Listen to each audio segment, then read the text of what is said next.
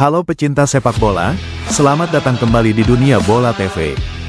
Dalam sejarah sepak bola dunia, hanya sedikit negara yang benar-benar mampu mendominasi dalam waktu yang cukup lama. Salah satunya adalah Spanyol. Tim yang dijuluki La Furia Roja ini pernah menciptakan era keemasan yang membuat seluruh dunia kagum. Dengan permainan tiki-taka yang indah, penguasaan bola yang luar biasa, dan generasi emas penuh talenta, Spanyol berhasil mengubah wajah sepak bola modern. Lalu bagaimana perjalanan Spanyol hingga menjadi kekuatan terbesar dunia? Siapa saja pemain yang menjadi kunci kesuksesan mereka? Dan mengapa era tersebut disebut sebagai salah satu periode terbaik dalam sejarah sepak bola? Mari kita bahas bersama. Sebelum tahun 2008, Spanyol sebenarnya selalu memiliki pemain-pemain hebat. Nama-nama seperti Raúl González, Fernando Hierro, Josep Guardiola, Luis Enrique, hingga Michel Salgado pernah menghiasi skuad nasional. Namun, meski memiliki banyak bintang, Spanyol sering gagal ketika tampil di turnamen besar. Mereka bahkan mendapat julukan sebagai tim yang selalu tampil bagus di babak penyisihan tetapi kesulitan melangkah jauh. Semuanya berubah ketika generasi emas mulai bermunculan dari akademi-akademi terbaik, terutama Barcelona dan Real Madrid.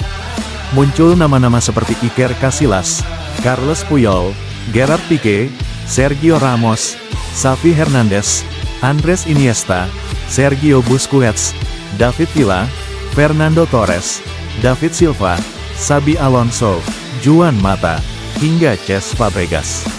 Kombinasi pemain-pemain tersebut melahirkan salah satu tim nasional terbaik sepanjang masa. Puncak kejayaan dimulai pada UEFA Euro 2008. Di bawah pelatih Luis Aragonés, Spanyol tampil luar biasa sepanjang turnamen. Mereka memainkan sepak bola menyerang dengan penguasaan bola yang sangat dominan. Di final, Spanyol menghadapi Jerman. Gol tunggal Fernando Torres membawa La Furia Roja menang 1-0 dan mengakhiri penantian gelar internasional selama lebih dari 4 dekade.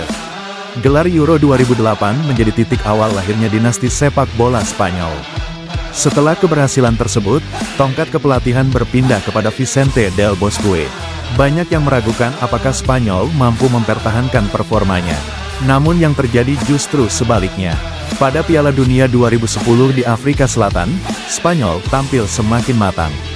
Walaupun sempat kalah dari Swiss di pertandingan pertama, mereka bangkit dan terus melaju hingga final. Di partai puncak, Spanyol menghadapi Belanda dalam pertandingan yang berlangsung sangat keras. Ketika pertandingan hampir berakhir tanpa gol, Andrés Iniesta muncul sebagai pahlawan.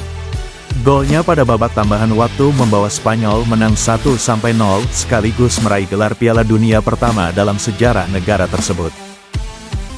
Momen itu menjadi salah satu gol paling bersejarah dalam dunia sepak bola.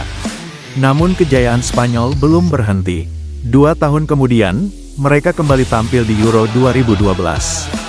Banyak pihak mengira dominasi Spanyol mulai berakhir karena para lawan mulai memahami cara menghadapi tiki-taka. Namun kenyataannya justru berbeda. Spanyol kembali melaju ke final dan menghadapi Italia.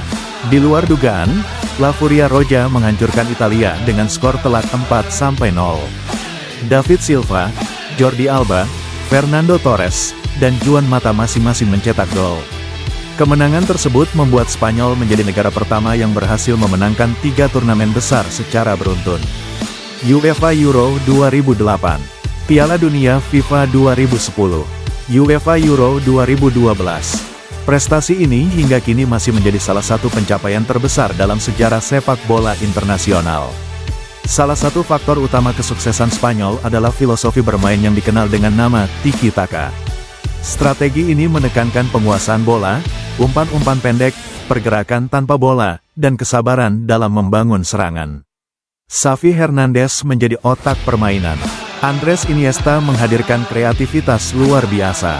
Sergio Busquets menjaga keseimbangan lini tengah.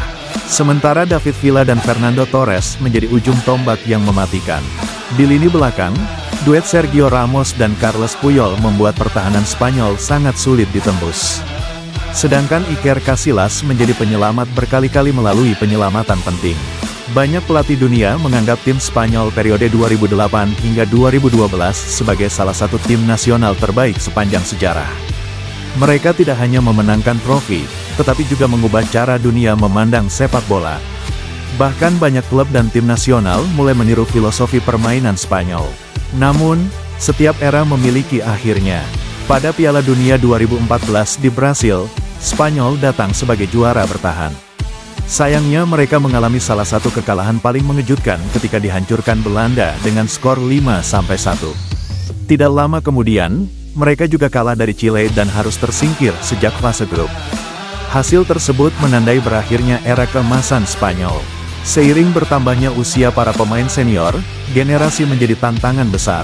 Meski demikian, Spanyol terus membangun masa depan melalui akademi-akademi terbaik. Kini muncul generasi baru seperti Pedri, Gavi, Nico Williams, Lamine Yamal, Dani Olmo, Dean Huijsen, dan pemain muda lainnya yang mulai membawa harapan baru bagi La Furia Roja. Keberhasilan menjuarai Euro 2024 menjadi bukti bahwa Spanyol kembali berada di jalur yang tepat untuk bersaing di level tertinggi. Banyak pengamat bahkan percaya bahwa Spanyol berpeluang menciptakan era emas berikutnya jika generasi muda ini terus berkembang.